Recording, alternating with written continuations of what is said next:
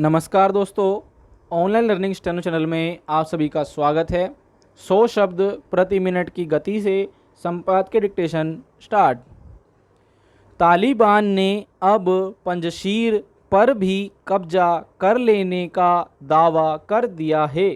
सिर्फ यही प्रांत रह गया था जिस पर नियंत्रण के लिए पिछले कई दिनों से तालिबान और national resistant front of Afghanistan के लड़ाकों में भीषण जंग चल रही थी। NRFA की अगुवाई अहमद मसूद के हाथ में है। हालांकि मसूद ने पंजशीर पर तालिबान के नियंत्रण के दावे को खारिज कर दिया है और अंतिम सांस लेने तक लड़ने की बात कही है। पंजशीर के हालात को लेकर जो खबरें आ रही हैं वे गंभीर संकट का संकेत दे रही हैं। कहा तो यह भी जा रहा है कि पंजशीर पर कब्जे के लिए तालिबान की मदद के लिए पाकिस्तान ने लड़ाके भेजे हैं। इसमें कोई संदेह नहीं कि इस वक्त NRFA ही तालिबान के लिए सबसे बड़ा कांटा साबित हो रहा है। इसलिए तालिबान इसे निकाल फेंकना चाहता है, पर यह इतना आसान भी नहीं है। पंजशीर पर कब्जे की जंग देश को गृह युद्ध की ओर धकेलने की शुरुआत है। हालांकि अफ़गानिस्तान में अब अंतरिम सरकार बन चुकी है, लेकिन सरकार बनाने की कवायद जिस तरह से चली वह इस बात का स्पष्ट संकेत है कि सत्ता में भागीदारी को लेकर तालिबान के भीतर गहरे मतभेद रहे हैं। 4 दिन पहले तालिबान ने हिबातुल्ला अखुंदजादा को देश का सर्वोच्च नेता घोषित किया था, लेकिन उसके दूसरे धड़ों ने ही इसका विरोध कर दिया। इसलिए अब अंतरिम सरकार की कमान मुल्ला हसन अखुंद को सौंपी गई है। वे प्रधानमंत्री बनाए गए हैं। इसी तरह तालिबान ने पहले मुल्ला बरादर को देश का राष्ट्रपति घोषित कर दिया था, पर अब बरादर उप प्रधानमंत्री होंगे। जाहिर है यह ऐसा संकट है कि जो अफ़गानिस्तान में तालिबान सरकार को आसानी से नहीं चलने देगा। फिर पाकिस्तान भी तालिबान सत्ता में हक्कानी नेटवर्क की जोरदार मौजूदगी बनाए रखना चाहता है। उसके दबाव में तालिबान ने हक्कानी नेटवर्क के मुखिया सिराजुद्दीन हक्कानी को देश का गृह मंत्री बनाया है।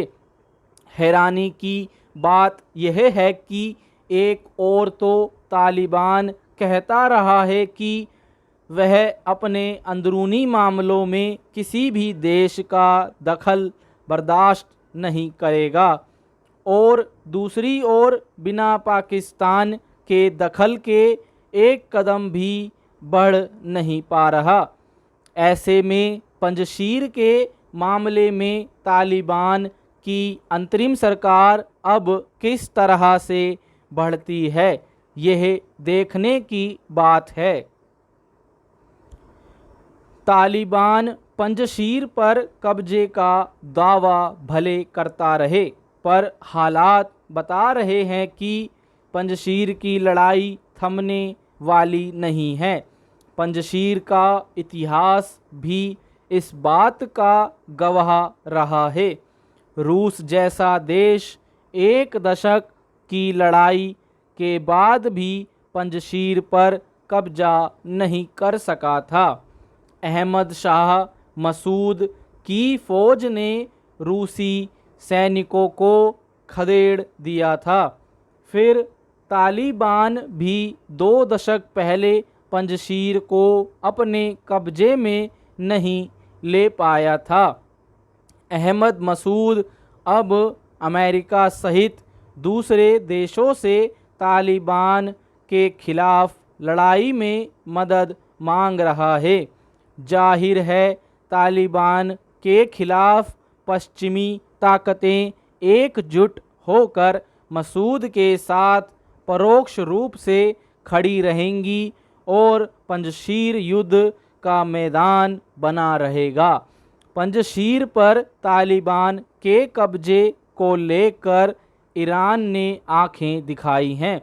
ईरान के सुर बता रहे हैं कि एक सीमा के बाद वह चुप नहीं बैठेगा। ऐसे में बेहतर यही होगा कि तालिबान उदार रुख दिखाते हुए पंजशीर नेता मसूद से वार्ता और समझौते का हाथ बढ़ाए। अफ़गानिस्तान में इस वक्त सबसे बड़ी ज़रूरत देश को खून खराबे और अराजकता से बचाने की है। यह अंतरिम सरकार की प्राथमिकता होनी चाहिए।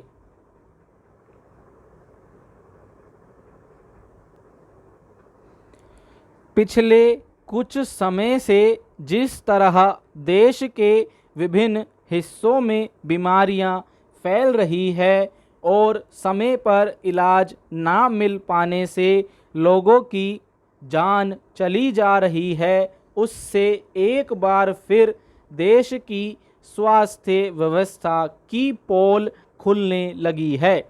कोरोना विषाणु से पार पाने में हमारी सरकारों को नाको चने चबाने पड़े और अब भी उसकी चुनौती ख़त्म नहीं हुई है, पर लगता है उससे कोई सबक नहीं लिया गया। अभी केरल और महाराष्ट्र इसके चंगुल से बाहर नहीं निकल पाए हैं। देश के आधे से अधिक आंकड़े केरल से आ रहे हैं। महाराष्ट्र में भी बीते एक हफ्ते में तेजी से मामले बढ़े हैं। इस बीमारी से छुटकारा पाना तो चुनौती बना ही हुआ है।